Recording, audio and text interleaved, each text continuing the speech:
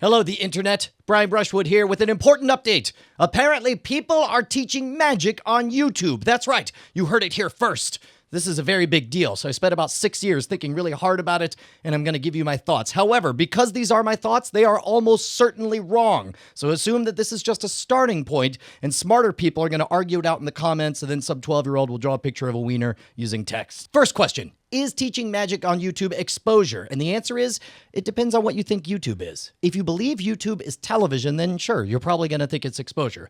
You'll also be wrong, because YouTube is not television. YouTube is a library. It is the greatest library of instructional tutorials in the history of mankind. It's the #2 search engine right behind Google. It's the platform for Khan Academy to teach an entire graduate level course. It's where we go to learn how to do things, whether it's apply makeup, learn to dance, change a carburetor, change your oil, learn CPR, and yes, even do magic. If you're an old duffer like me, then you have warm, fuzzy feelings about going to the local library, going to the Dewey Decimal System, cozying up there in a little hutch next to 793.8.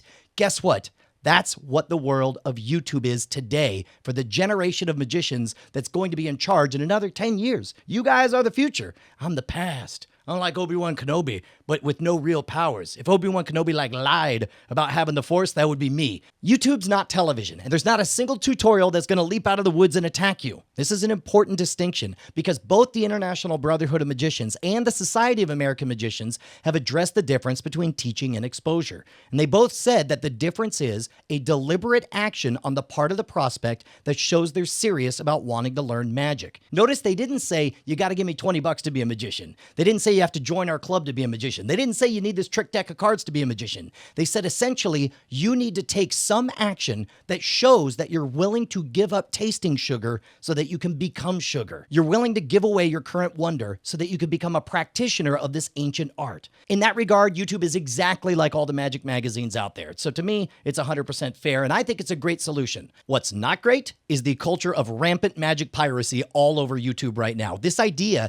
that it's okay to go to Theory 11, buy a DVD, and then post your own shabby tutorial of someone else's work without their permission has to go. And by the way, this is not a new problem. As far back as Houdini's days, everybody was ripping off everyone else's routines and performing them. This is an old problem, and the only way it got fixed was with a culture of self-policing. You could copyright the words to your routine, you could patent the gizmos in it, but outside of that, it's too easy to rip off someone else's work. You can't protect a secret legally the way we would all like. There is no content ID platform for magic tricks, which means it's up to us to police ourselves. With that in mind, let me tell you a bit about how I pick material for Scam School, and you can tell me if you think this is a good idea.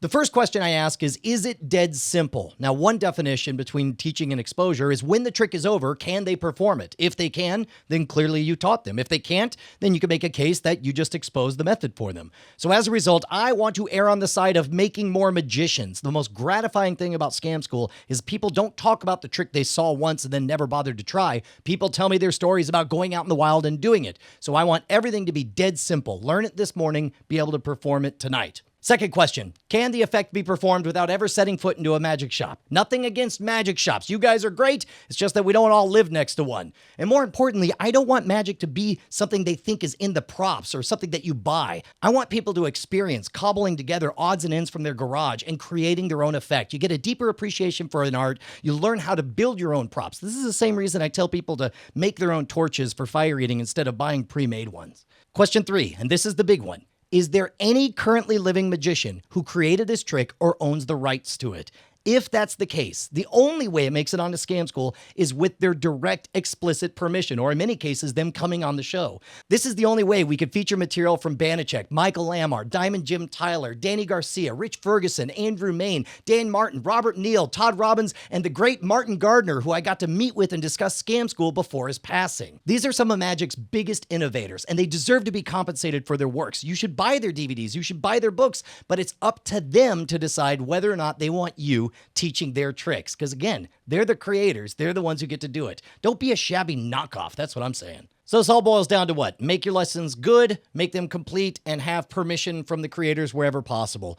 which only leaves the weird issue of crediting. And this, to me, I don't know if it's a moral issue or an etiquette issue. And I really look forward to what you guys say about that. I used to get really turned off on DVDs when they would go into a long screed about which trick begat which thing, which begat which thing. But nowadays on YouTube, that's not even a problem. You have these annotations down below. You can put little bubbles that just pop up and say, by the way, this move created by so-and-so.